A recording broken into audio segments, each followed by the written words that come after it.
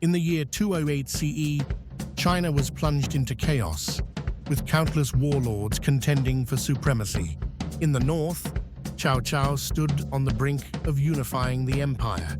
In the south, the defeated yet unyielding Liu Bei continued to wander, dreaming of revival. Though his life was marked by hardship, Liu Bei would soon meet the man destined to change his fate forever. This episode explores two of the most famous tales from the era: the three visits to the thatched cottage, in which Liu Bei personally sought out Zhuge Liang 3 times, and the legendary acts of valor at Changban, where two heroes stood against overwhelming odds: Zhang Fei, who repelled Cao Cao's cavalry with a thunderous roar, and Zhao Yun, who is said to have charged alone through the enemy lines, carrying Liu Bei's infant son Liu Shan in his armor. But are these stories fact or fiction? 1. The truth behind Zhuge Liang and the 3 visits.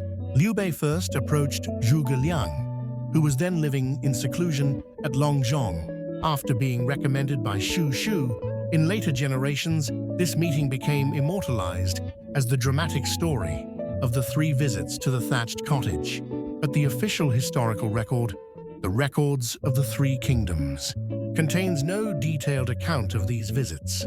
However, in Zhuge Liang's own memorial to Emperor Liu Shan, titled "The First Memorial on the Expedition," he writes of Liu Bei's grace and his own lifelong devotion. The late emperor did not disdain my humble origins.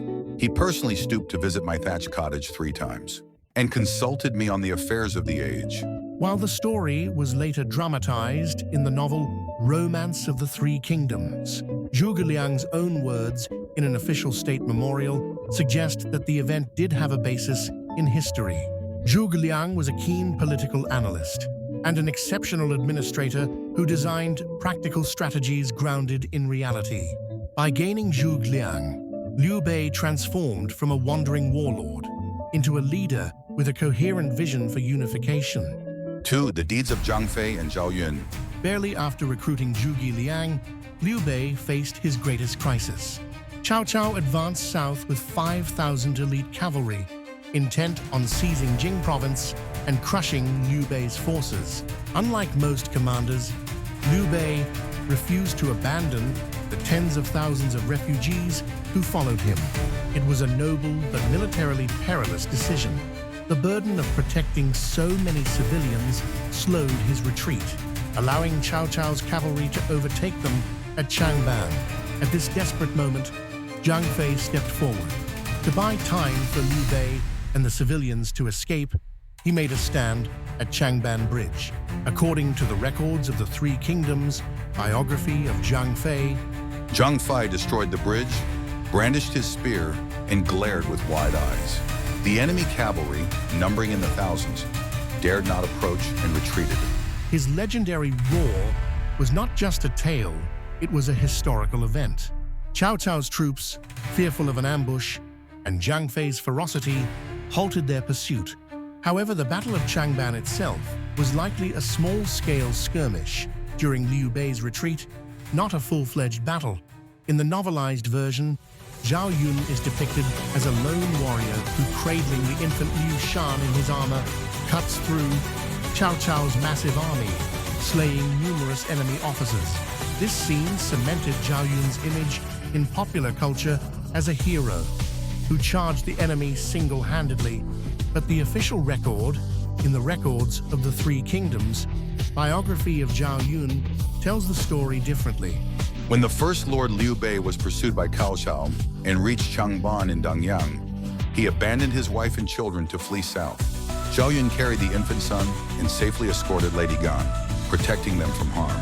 In truth, Liu Bei fled under dire circumstances, leaving his family behind. It was Zhao Yun who, amid the chaos, rescued both the young Liu Shan and Lady Gan, ensuring their survival. The image of Zhao Yun's solo breakthrough was a later literary embellishment by Luo Guanzhong, but the historical record carries a deeper meaning. Zhao Yun was not merely brave. He was a man of unwavering loyalty and integrity, risking his life to save the family his lord had abandoned in desperation. After narrowly escaping Changban, Liu Bei regrouped with his scattered followers and refugees.